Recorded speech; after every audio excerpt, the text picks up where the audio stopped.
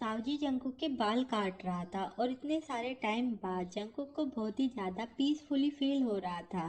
फिर अगले सीन में बोर्ड मीटिंग चल रही थी, शायद उस रिंग रोड वाली ज़मीन को खरीदने के बारे में। कोई भी फैसला लेना हो तब जंकुक के फादर के अलावा बाकी 3 मेंबर वो कभी भी हाँ नहीं करते हैं। वो तीनों एक दूसरे से कभी भी एग्री नहीं होते हैं। अंदर ही अंदर कोई ना कोई स्कीम चल रही होती है। लेकिन इस बार जंकुक बहुत ज़्यादा सरप्राइज था कि वो तीनों एक साइड है। उसने कह दिया कि अगर अब किसी को कोई प्रॉब्लम नहीं है तो फिर हम आगे काम बढ़ाते हैं। फिर उन तीनों के जाने के बाद जंकुक के फादर ने उससे कहा कि तुम काफ़ी टाइम से घर पर नहीं आए हो। तुम दोनों भाइयों के बीच में बहस चल रही थी और मुझे उसका रीज़न तो नहीं पता, लेकिन जो हुआ सो हुआ। तुम बड़े हो तो फिर तुम्हें उसे माफ़ कर देना चाहिए और तुम घर पर खाना खाने के लिए आ जाना। ये सुनकर जंकुक मन में बोलता है कि मैं बड़ा भाई नहीं हूँ, मैं छोटी सोच वाला एक पर्सन हूँ और कभी भी किसी को माफ नहीं करता। काफी देर तक जंकुक के फादर वहीं पर बैठे बैठे वरीडली उसे देखे जा रहे थे, लेकिन जंकुक ने कुछ भी नहीं कहा। तो फिर वो जाने लगे तब जंकुक ने उससे कहा कि डैड मैं न्यू ईयर पे वहाँ पर आ जाऊँगा। फिर न्यू ईयर पे जंकुक वहाँ पर पहुँच गया और उसे देखकर जिमीना तो बहुत ज़्यादा खुश हो गया। मतलब जंकुक को देखकर वो खुश हो गया हो वैसा वो दिखावा करने लगा। उसे ऐसा नाटक करते देखकर तो जंकुक को अंदर से उसे गुस्सा मारने का मन कर रहा था, लेकिन जंकुक ने अपने गुस्से को नहीं दिखाया और उसे इग्नोर करते हुए आगे बढ़ गया। जिमीना के पास कुछ फ्रूट थे, वो उसके छिलके निकालकर जंकुक को खिलाना चाहता था, लेकिन जंकुक ने अपना मुंह दूर कर लिया कि मुझसे दूर रहो।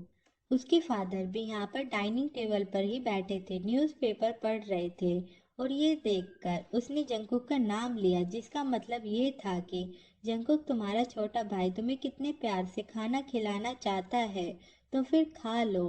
तुम बड़े हो तो फिर तुम्हें उसे माफ कर देना चाहिए। जिमीना भी बार बार उसे कह रहा था कि भाई ये बहुत ही ज्यादा स्वीट है, इसे आप खा लो। जंकुक ने भी सोच लिया कि हाँ ठीक है, मैं भी डैड के आगे कोई छोटा पर्सन नहीं बनना चाहता। उसने जिमीना के हाथ से वो फ्रूट छीनकर उछालकर खा लिया, लेकिन फिर उसके बाद जिमीना उसे काफ़ी सारी चीज़ें ऑफर करने लगा कि भाई आप ये सूप पी लो, भाई आप ये खा लो, वो खा लो। उसकी ऐसी हरकतें देखकर जंकुक सोचने लगा कि लगता है कि बिहाई में उसने कुछ ज़्यादा ही सफ़र किया है। मतलब कि उस बायफिट कंपनी के कपल से मिलके जंकुक ने इन लोगों की कंपनी पर केस ठोक दिया है। तो जंकुक सोचता है कि जिमीना अभी इतना सफ़र करने के बाद मुझसे माफ़ी मांगना चाहता है। वो मन में ही जिमीना से कहता है कि अगर तुम्हें हार बर्दाश्त नहीं है तो फिर तुमने मुझे चैलेंज ही क्यों किया था। अभी इतना अच्छा बनने का नाटक बंद करो, ये बहुत ही ज़्यादा पैथेटिक लग रहा है। फिर उसने अपने डैड से कहा कि डैड मैं कल चिनहुआई आइलैंड के लिए निकल रहा हूँ। मैं 2 दिन वहाँ पर रहूँगा और अगर आपको कुछ वहाँ पर भिजवाना है तो पैक करवा कर गाड़ी में रखवा देना। चिनहुआई मतलब जहाँ पर उसके दादाजी रहते हैं। फिर दूसरे दिन वो सारी पैकिंग करके निकलने वाला था और उसके फादर उससे कह रहे थे कि जंकुक रास्ते में ध्यान से जाना।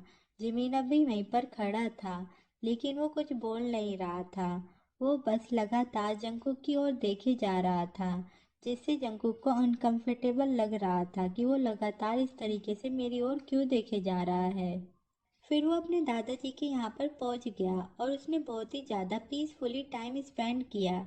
उसे अपने बचपन की याद आ गई। उसे ऐसा फील हो रहा था कि जैसे वो एक वेकेशन पर आया हो। फिर न्यू ईयर के जाने के बाद जंकुक फिर से अपने काम पर लग गया और बीजिंग में उसने कॉन्ट्रैक्ट साइन कर दिया। सब कुछ बहुत ही स्मूथली जा रहा था, बस लीडरशिप की ओनरशिप ट्रांसफ़र होने का इंतज़ार था। बस वो होते ही सारा काम तुरंत ही शुरू हो जाएगा।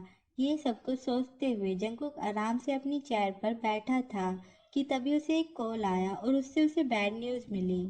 तो आर्मी कमेंट करके बताओ कि हमारी जंकुक को कौन सी बैड न्यूज़ मिली।